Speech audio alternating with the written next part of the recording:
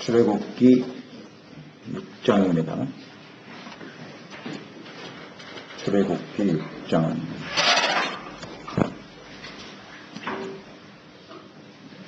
2절에서 13절까지 하겠습니다. 출애굽기 6장 2절로 13절 같이 읽습니다. 하나님이 모세에게 말씀하여 이르시되 나는 여호와이니라. 내가 아브라함과 이삭과 야곱에게 전능의 하나님으로 나타났으나 나의 이름을 여호와로는 그들에게 알리지 아니하였고 가나안 땅도 그들이 거류하는 땅을 그들에게 주기로 그들과 언약하였더니 이제 애굽 사람이 종으로 삼은 이스라엘 백성의 신음소리를 내가 듣고 나의 언약을 기억하노라. 그러므로 이스라엘 자손에게 말하기를 나는 여호와라. 내가 애굽 사람의 무거운 짐 밑에서 너희를 빼내며 그들의 노역에서 너희를 건지며 현팔과 여러 큰 심판들로서 너희를 성령하여 너희를 내 백성으로 삼고 나는 너희 하나님이 되리니 나는 애굽 사람의 무거운 짐 밑에서 너희를 빼낸 너희 하나님 여호와인 줄 너희가 알지라. 내가 아브라함과 이삭과 야곱에게 주기로 맹세한 땅으로 너희를 인도하고 그 땅을 너희에게 주어 기업을 삼게 하리라. 나는 여호와라 하셨다 하라. 모세가 이와 같이 이스라엘 백성에게 전하나 그들이 마음의 상함과 가혹한 노력으로 말미암아 모세의 말을 듣지 아니하였더라. 여호와께서 모세에게 말씀하여 이르시되 들어가서 애굽 왕 바로에게 말하여 이스라엘 백성을 그 땅에서 내보내게 하라. 모세가 여호와 앞에 아뢰어 이르되 이스라엘 백성도 내 말을 듣지 아니하였거든 바로가 어찌 들으리이까. 나는 입이 둔한 자니이다. 여호와께서 모세와 아론에게 말씀하사 그들로 이스라엘 자손과 애굽 왕 바로에게 명령을 전하고 이스라엘 자손을 애굽 땅에서 인도하여 내게 하시니라. 아멘. 포기하지 않는 열정과 믿음. 하나님의 구원의 계획과 뜻이 백성들에게 전달되었지만 완악한 바로 왕으로 인해서 백성들은 더욱더 심한 노역과 고통에 처하게 되었습니다. 고통스러운 현실로 인해서 하나님의 말씀을 신뢰하지 못하는 백성들, 그들의 모습을 보면서 또한 낙심하는 모세, 하나님께서 그 모세에게 다시 말씀하십니다. 하나님의 어떤 분이신가를 다시 증거하고 계시죠. 아브라함과 이삭과 야곱에게 전능하신 하나님으로 나타났다. 그러나 나의 이름을 여호와로는 그들에게 알리지 아니하였느니라. 그 언약을 말씀하시죠. 아브라함과 이삭과 야곱에게 주신 언약의 말씀, 그 언약을 이제 성취하시겠다는 겁니다. 그 언약의 하나님, 전능하신 하나님, 언약의 하나님, 여호와 하나님, 그것을 증거하고 계시네요. 이스라엘 백성들은 하나님의 말씀을 들었으나 현실적인 상황으로 볼 때는 우리가 그 바로의 폭정에서 벗어나 해방을 얻는다고 하는 것은 불가능하다. 불가능하다고 생각했어요. 그때 하나님은 전능하신 하나님이시다. 하나님이 못하실 것 같으냐? 전능하신 하나님에 대해서 말씀하시면서 또 언약을 기억하라. 하나님이 그 언약을 기억하고 지금 이스라엘 백성들을 구원해내려고 하시는 것이다 라고 말씀하고 계시잖아요. 하나님을 좀 바르게 알기를 간절히 원하고 계시는 하나님. 여호와 하나님은 살아계신 하나님이시죠. 어디나 영원토록 동일하신 하나님이시고 여호와는 그 약속하신 바를 반드시 이루시는, 약속을 성취하시는 하나님 여호와. 지금 하나님의 이름을 걸고, 여호와 하나님의 이름을 걸고 이 구원의 역사를 이루실 것임을 지금 백성들에게 선포하고 계시는 겁니다. 아브라함을 불러내신 하나님, 언약의 하나님, 전능하신 하나님이 내 이름을 걸고 이 일을 이루실 것이다. 알겠느냐? 이 정도로 지금 말씀하고 계시는 거예요. 하나님의 이름을 걸고 약속하고 계세요. 이 모든 일을 이루실 하나님이시다. 가나안 땅의 약속을 이루시는 하나님. 자, 하나님께서 이렇게 말씀하실 때 이스라엘 백성들은 아무리 불가능한 현실이라고 하지만 현실이 고통스러운 것은 사실인데 하나님을 바라봐야죠. 이제 하나님이 언약하신 가나안 땅을 바라봐야 하는 것입니다. 현실에서 눈을 들고 하나님 께서 이루실 구원의 역사를 바라보라. 주님께서 좀 더 구체적으로 어떻게 구원할 것인가를 말씀해 주시네. 6절로 8절. 무거운 짐과 노역에서 너희를 건져낼 것이다. 빼낼 것이다. 주님 말씀하셨고요. 편팔과 큰 심판들로 너희를 속량하실 것이다. 편팔이라고 하는 것은 일하시는 하나님. 행동을 의미하는 거예요. 편팔은 하나님이 반드시 일을 이루실 것이라고 하는 능동적이고 적극적인 행동을 말씀하시는 거죠. 속량이 될 것이다. 건져내어 구원해 주실 것을 말씀해 주고 계시고요. 너희를 내 백성을 삼고 나는 너희의 하나님이 되리라. 여기 하나님의 뜻이 나오네요. 이스라엘 백성들을 향한 하나님의 뜻. 하나님께서 아브라함과 그 백성들을 택하신 이유가 무엇이냐? 하나님의 백성을 삼으시고 나는 너희 하나님이 되리라. 하나님의 다스리신 하나님의 나라. 이 말씀은 성경에서 정말 중요한 내용이죠. 출애굽기에서부터 시작이 된 내용이 말씀. 너희는 너희 백성이고 나는 너희 하나님이다. 제발 좀 하나님으로 인정하라는 겁니다. 그리고 우리가 비록 바로의 폭정 밑에서 이렇게 고통당하고 있으나 하나님 백성들이 절망 가운데 현실의 아픔 속에서 노역에 시달리고 있지만 미래가 없어 보이잖아요. 캄캄한 절망과 고통 중에 있을지 모르나 우리는 하나님의 백성이다. 이거 제발 잊지 말자. 하나님의 백성이라 하셨습니다. 주님의 간절한 마음이 여기서 느껴집니다. 너희는 내 백성이야. 나는 너희 하나님이고 너희의 하나님 여호와인 줄을 알리라. 이 말씀을 그냥 계속 강조하십니다. 이를 이루시는 분이 하나님이시다. 그리고 8절에 보면 맹세한 땅으로 인도하실 것이다. 너희에게 기업으로 주리라. 아멘. 이 하나님 뜻이에요. 기업은 하나님의 나라죠. 기업이라는 뜻은 원래 유산인데 유산으로 상속으로 남긴다는 것인데요. 그 당대의 사람들뿐만 아니라 그 후대까지 이어져서 하나님의 다스리시는 하나님의 나라 기업이 되는 것이고 그것은 천국이고 또 언약이 성취되는 것이고 영생 축복의 약속들 이게 다 기업입니다. 그래서 하나님께서 받아 누리며 살아가게 해 주실 것이다. 이렇게 말씀을 하신 거예요. 하나님의 구원의 계획은 그렇게 복잡하지 않습니다. 건져낼 것이다.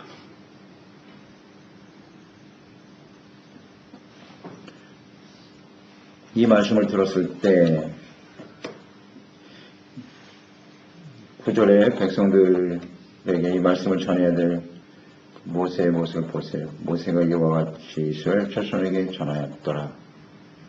그들의 마음이 상함과 가혹한 노역으로 말미암아 모세의 말을 듣지 않았다.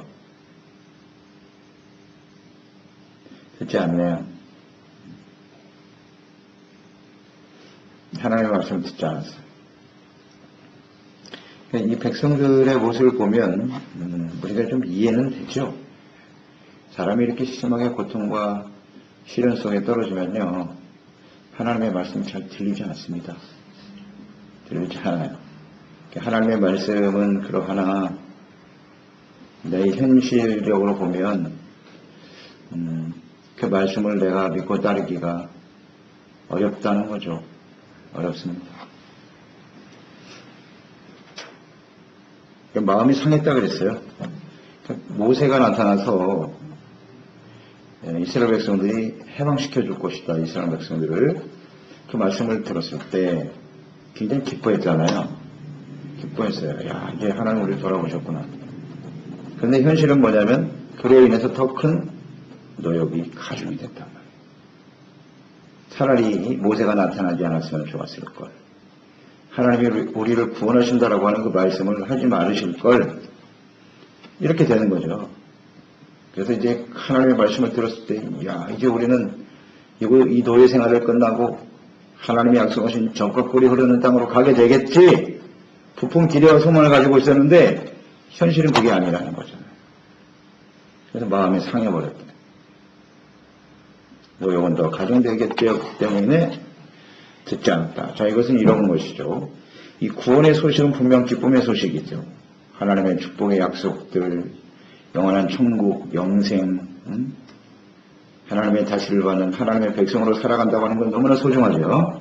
자녀가 되고 구원받고 의롭다함을 얻고, 이 소식은 정말 즐겁고 기쁜 소식이지만 이를 성취하는 데 따른 고난과 시련은 받아들이지 않는다는 거죠. 그렇잖아요. 이게 현실이죠. 하나님의 은혜와 축복을 받고 자녀가 되는 건 너무나 소중한데 고난의 과정도 지나야 된다는 거예요. 그건 싫다는 거죠. 이 당시에 하나님의 백성들의 모습은 오늘날 우리의 모습과도 같지요? 네. 천국에 가고 싶습니다. 온전한 구원에 참여하고 싶으나 예수님 때문에 당하는 고난은 싫습니다. 이런 거예요. 너무나 시련과 어려움이 가중되니까 이렇게 하나님이 차라리 하나님 없이 그냥 살아가지요. 포기해버리는. 이거 정말 조심해야 될 문제입니다. 이 백성들의 모습은 이후에 홍해를 건너고 광야에 들어가서도 계속되지요. 계속됩니다. 먹을 것이 없고 마실 물이 없으니까 더 원망하고 불평하고 차라리 애굽으로 돌아가는 게 낫다고 외치는 백성들의 모습. 이 고난과 시련을 통해서 하나님께서는 우리가 온전한 믿음, 이 모든 일을 행하시는 분이 하나님이라는 사실을 알기를 원하시죠. 그리고 우리가 하나님의 백성이고 하나님 우리를 다스리시고 인도하시며 우리를 구원하시고 저 천국으로 인도하실 하나님이시라는 사실을 좀 굳게 믿기를 바라시는 거예요. 주님과의 관계 속에서 온전한 믿음과 순종으로 좀 하나님을 인정하고 묵묵히 따르는 사람이 되기를 간절히 원하시는 거죠. 하나님 우리에게 고통을 주시는 분이다 이렇게 생각하는 거예요. 어려움에 다가오면. 그래서 하나님 앞에 마음이 상해버려요. 더 이상 하나님 필요 없습니다. 이렇게 돼요. 하나님한테 시험이 드는 거죠, 사실은. 우리가 늘 묵상되지만 우리가 시험 드는 것은 무슨 사람 때문에, 상황 때문에 시험 드는 게 아니고 실제로는 하나님한테 시험이 드는 거예요. 왜 하나님이 나에게 이렇게 하시냐는 거예요. 그게 본질이에요. 하나님께 대한 신뢰가 떨어져 버려요. 왜 이런 일을 당하게 하냐, 이건 하나님. 마음이 상했어요. 우리 하나님은 신실하신 하나님이시고 전능하신 하나님이십니다. 우리를 구원하기 위해서 하나님의 아들을 독생자를 십자가에 못 박으신 하나님 아니십니까? 그 하나님의 사랑과 우리를 향한 하나님의 그 기대와 소망 결코 헛되지 않아요. 변하지도 않고요. 아무리 상황이 어려워도 끝까지 하나님의 말씀을 믿는 저희들이 되어야 하겠습니다. 고난이 있어도 너에게 가정되고요. 소망을 더욱더 키워가고 믿음을 키워가는 사람이 됩시다. 선택의 여지가 없잖아요. 지금 이 하나님의 백성들은. 하나님을 붙들어야지. 안타깝네. 10절, 12절, 11절 다시 바로 왕에게 가서 이스라엘 백성을 보내라. 이제 모세는 순종하죠. 말씀하여 이르시되 들어가서 보내라고 다시 말해라. 이 하나님은요 포기하지 않아요. 백성들은 믿지 않았어요. 듣지 않았죠. 백성들은 마음이 상했는데 하나님이 보실 때는 좀 자존심이 상하지 않겠습니까? 이렇게 하나님을 안 믿나? 하나님이 여호와 이름을 걸고 하시겠다는데도 안 믿어. 이 백성들이. 아유 답답해. 그러니까 어떤 면에서 보면 이건 완전히 하나님을 지금 무시하는 거거든요. 무시하는 겁니다. 바로 왕보다 하나님이 못하다고 생각하는 거예요. 바로 왕이 더 무서운 거예요. 하나님이 우리를 어떻게 구원해? 저 힘 있는 바로 왕에게서 우리가 어떻게 나가겠어? 아하, 이거 참. 하나님의 입장에서 한번 묵상을 해보세요. 마음이 어떠신가, 하나님이. 모세야, 가서 전해, 다시. 바로 왕에게 가서 전하라는 것은, 하나님께서 이렇게 반복해서 자꾸 말씀하라고 하시는 건 뭐냐면, 바로 왕에게 하나님의 뜻을 전달함으로써 장차 이제 큰 심판들이 벌어지고 역사가 일어날 건데 이것이 그냥 우연히 발생하는 게 아니다. 하나님께서 하시는 일이다 라는 것을 바로에게 심어주려고 하는 거예요. 그래서 가서 전해야 되는 거예요. 전해야 되는. 하나님은 언제나 말씀하시고 일하시는 분이십니다. 말씀하시고 아주 분명하게 또 전해라. 모세의 모습을 볼까요? 12절. 모세가 여호와 앞에 아뢰어 이르되 이스라엘 자손도 내 말을 듣지 아니하였거든 바로가 어찌 들으리까? 나는 입이 둔한 자니이다. 자, 모세의 반응을 보세요. 모세도 역시 연약한 인간일 수밖에 없네요. 모세가 하는 말이 틀린 말이 아니죠. 하나님의 백성도 안 듣는데 뭐 바로 안 듣겠습니까? 그러니까 전해봐야 소용없다는 거예요. 안타까운 모세야. 이게 우리의 모습이기도 하죠. 현실적으로 불가능해 보이거든. 불가능해 보이죠. 이것도 입술이 둔하다. 이거 어디서 한 말이에요? 이거? 하나님 처음 만났을 때. 다시 처음으로 돌아갔네 또. 원위치야 원위치. 참 이럴 수가 있나. 자, 우리의 그래요. 하나님의 많은 기적도 행하셨고요. 뭐 역사를 이루고 하나님의 말씀과 뜻을 알기도 하지만은 이런 어려운 현실에 부딪히면 말이죠. 다시 돌아가는 거. 믿음이 하나도 없어. 믿음이 하나도 없어. 그것 때문에 우리가 놀라기도 하잖아요. 야, 내가 지금 말씀을 얼마나 듣고 신앙생활을 얼마나 했는데 또 원위치냐. 그것 때문에 참 안타깝기도 한데요. 모세도 그러네. 입술이 둔합니다. 아니 지금 하나님께서 지금 이 구원의 역사를 이루시는 것이라는 것을 왜 깨닫지 못하느냐. 모세가 하는 겁니까? 하나님이 하시는 거예요. 모세가 입술이 둔한 거하고는 아무 상관이 없어. 가서 전하기만 하면 되는 거죠. 그런데 그렇게 하기 싫다는 거예요. 모세의 마음이 어떤 상태인지 아시겠죠? 하나님 말씀을 전하면 뭔가 역사가 일어나야 되지 않겠습니까? 점점 더 어려운 상황만 가중되고 말이죠. 아예 못하겠습니다. 이스라엘 백성들과 같네요. 같은 모습이에요.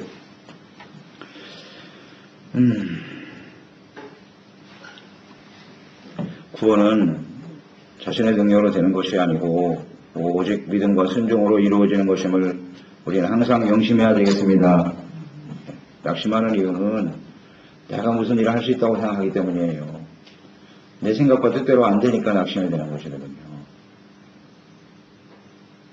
그래서 이루시는 분은 하나님이라는 사실을 우리는 분명히 해야 됩니다. 하나님께서는 또 13절에 여호와께서 모세와 아론에게 말씀하사 그들로 이스라엘 자손과 애굽 땅 바로에게 명령을 전하고 이스라엘 자손을 애굽 땅에서 인도해 내게 하시리. 주님은 하나님의 마음을 느낄 수가 있어요. 하나님의 백성들에게 하나님의 뜻을 전달했는데도 안 믿어. 모세에게 또 전하라 그러니까 주여 저는 못합니다. 하나님 이 정도 되면 야 그럼 다 그만둬. 그렇게 싫다는데 뭐 내가 어떻게 하겠노? 근데 하나님 그렇지 않죠. 또 말하잖아요. 모세에게. 아론에 가서 전해. 여기서 우리가 느낄 수 있는 것은 하나님은요. 그 열정이 대단하신 분이고 절대 포기하지 않아요. 포기하지 않습니다. 이것이 우리 하나님이세요. 하나님이 얼마나 감사하신 하나님인지 몰라요. 그러니까 이 하나님의 뜻을 아는 사람은 하나님의 마음과 같이 열정이 있어요.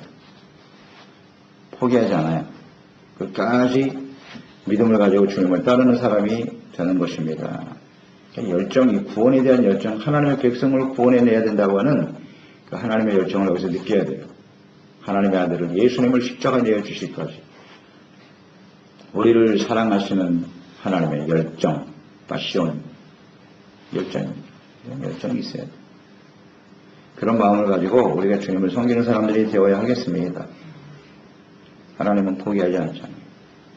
자, 이 상황을 보면 지금 이스라엘 자손들, 백성들의 모습을 보면 이미 그 가중된 노력으로 인해서 출애굽에 대한 희망을 접은 상태예요.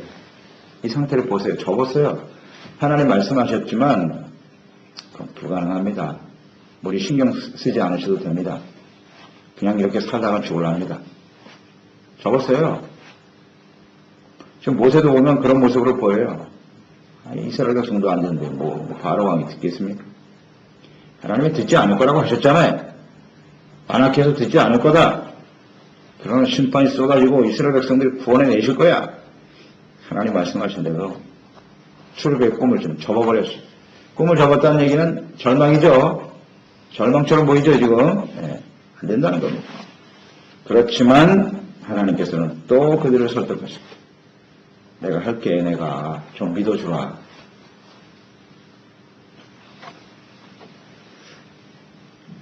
그러나 하나님은 포기하지 않으신다.